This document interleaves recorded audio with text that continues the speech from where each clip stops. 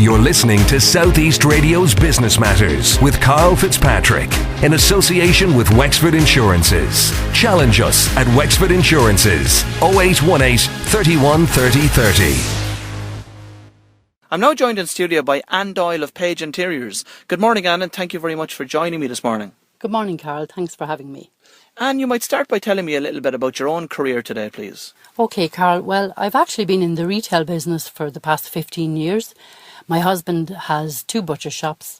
He had two butcher shops. We had 3 convenience stores, and we ran these very successfully over the years until our children grew up, and then I decided that I wanted to follow my true passion in life, which is interior design. I was always very artistic in school, but I never really had the opportunity to develop my skills. So in 2004, an advert appeared in a local paper for a diploma course in interior design. Limpert's Academy of Design were coming to Wexford for the first time to do this course.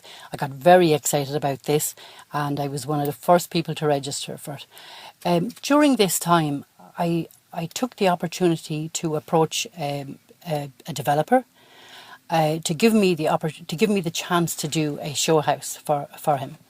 So I did this show house. There were actually 2 developers. I did another show house for them. This led to another one until eventually I ended up doing both their houses for them. So this gave me great experience also. So from this, as I was studying my national diploma, I decided that this is not where I wanted to stop. I wanted to go further. So I actually went on to achieve a higher diploma in interior architecture and design. Much to my excitement. I was thrilled with myself. So Anne, once you had the course completed and the experience of doing some of those show houses while you were a student in the interior design course at the time, you realised that there was a business opportunity in it. And in 2006, we saw the birth of Page Interiors. That's right, Karl. I set up the business. I knew that this is where I wanted to be. This is where I wanted to go. I got quite a bit of work from the show houses. So there was a nice bit of work. I could see this was a business that I wanted to stay in. As time went on, you continued doing work for developers, designing show houses across the county. When did you see that slowing down? In 2007. Everything just stopped. The developers were gone. The show houses were gone. There was no private work. Everybody was frightened, I think. So that was it was the end, but to me it was a new beginning, because I actually decided that I refused to go down with the Celtic Tiger. So this is actually when I opened my showroom, and I gathered all my before and after photos from the work that I had done. I had the website created, opened my showroom. It just opened by appointment, did some room designs in it, put in my office, and got ready for focusing on the commercial sector. And in 2008, did a thought ever enter into your head that the business was no longer viable? With the property crash that had happened at the time, the days of show houses were gone, the days of people spending on luxuries such as interior design was over. Absolutely, but for a very short time. I'm a very positive person, and I decided I'd have to go ahead. Now, everybody told me I was crazy. It would never work. That I would actually be classed as an unessential now. But no, I could see that. I always believed that there's people out there who want design. There's people out there who need design. I could see it. Maybe the market was changing a little bit. I could see now that the commercial sector would want to up their game in their premises. At that stage, so on, you decided that it was the commercial market that you were going to focus on. What did you do to tap into that business? Well, Karl, I actually joined the Wexford Chamber of Commerce. I started networking. I started to get out there and mix with business people, and I actually felt very comfortable in this area. I like business people. I get on well with them, and I really feel at home in that area. So from then I knew that this is where I belong. This is where I was meant to be. You then one day received a call from Doyle to do the interior design work on their new premises in Wexford Town. How did that come about? Well, that actually came about from, they actually contacted an interior designer. They actually referred them to me because Dundee are looking for something quirky, something different. There's a lovely mix of personalities in Dundee. They're not your normal run-of-the-mill.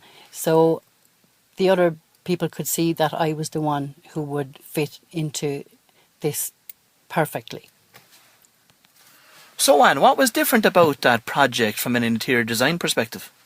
Well, Dundee wanted someone to create a space that inspired and encouraged creativity, Carl. Maybe you're familiar with the technology companies. There's a common theme running through these where they like to create a more relaxed environment. And this will bring out the best in their employees, really. Yet it needs to be functional. So this was the brief that I got when I went into Dundee. This has certainly put my name on the map.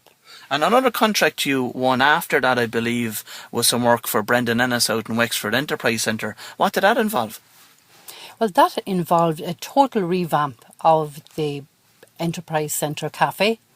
The brief there was to create a space where people would be inspired again, because this is an area that I love to inspire people.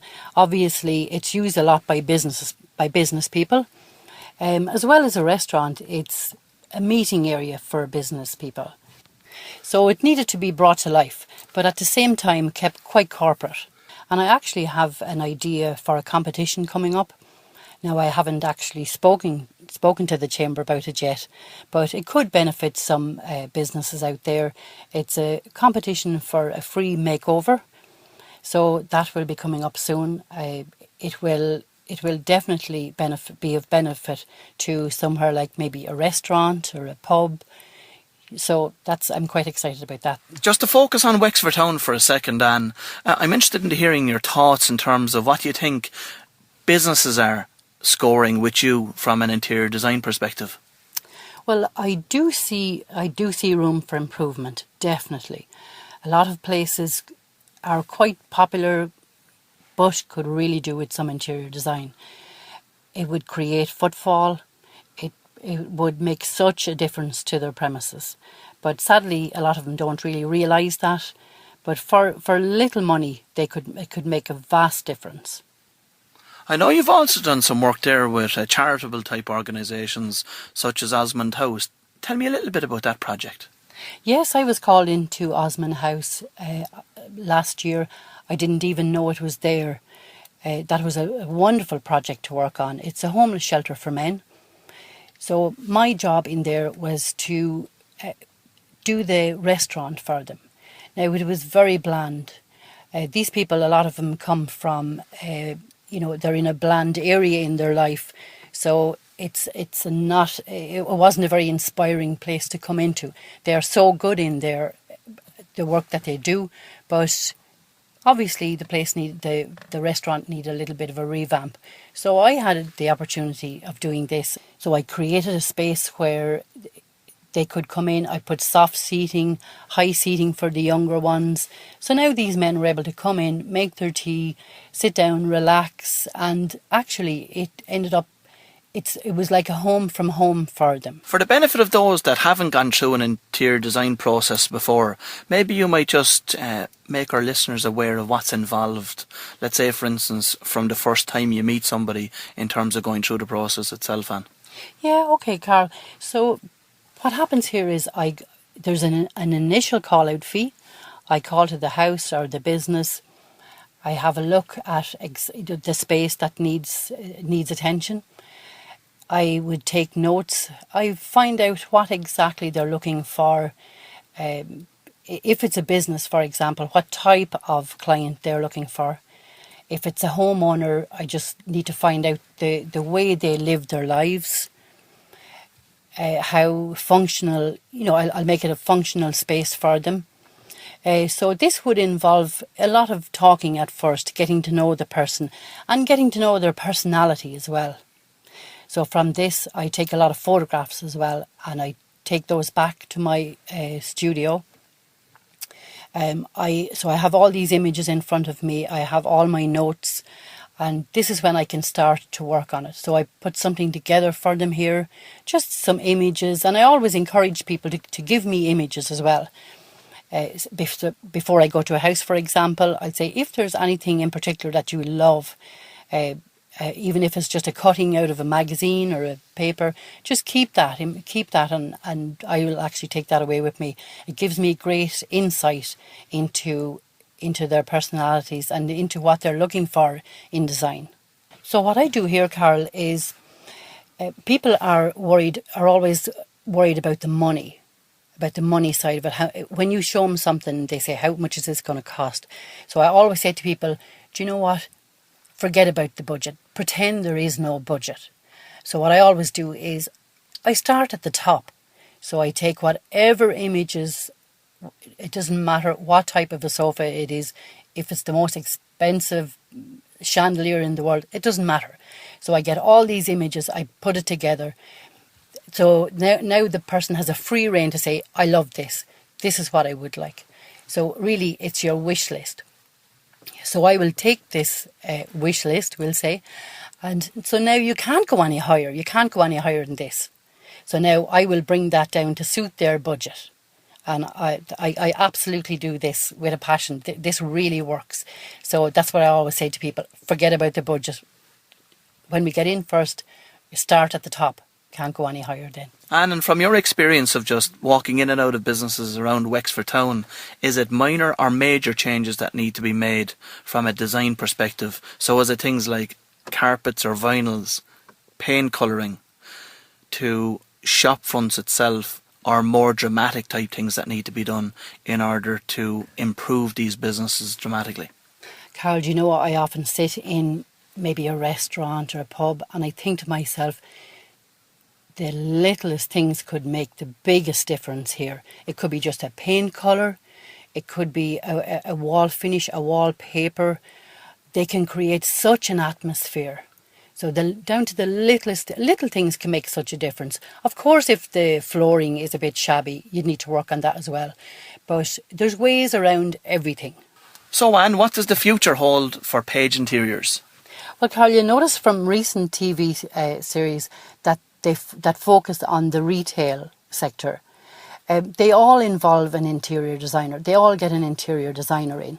So I don't think in Wexford here that they have put a lot of attention to the interior designer, to the importance of the interior designer. But that's actually changing now. It is changing because they want to increase footfall, they want to increase sales. So now they are starting to realise the importance. So to me, what I'm going to do in the future is just to keep my name out there, keep networking. And, you know, this is where I see myself in the future. This will pay off for me. People will come to me that they will want their bars done, their restaurants done. And someday, I always say, my dream is to do a nightclub. So that's what I'll focus on. And I will get there. It will come. It will happen. Okay, Anne, well, I'd like to take this opportunity to thank you for coming in and joining me this morning, and I wish you continued success with Page Interiors. Thank you, Karl.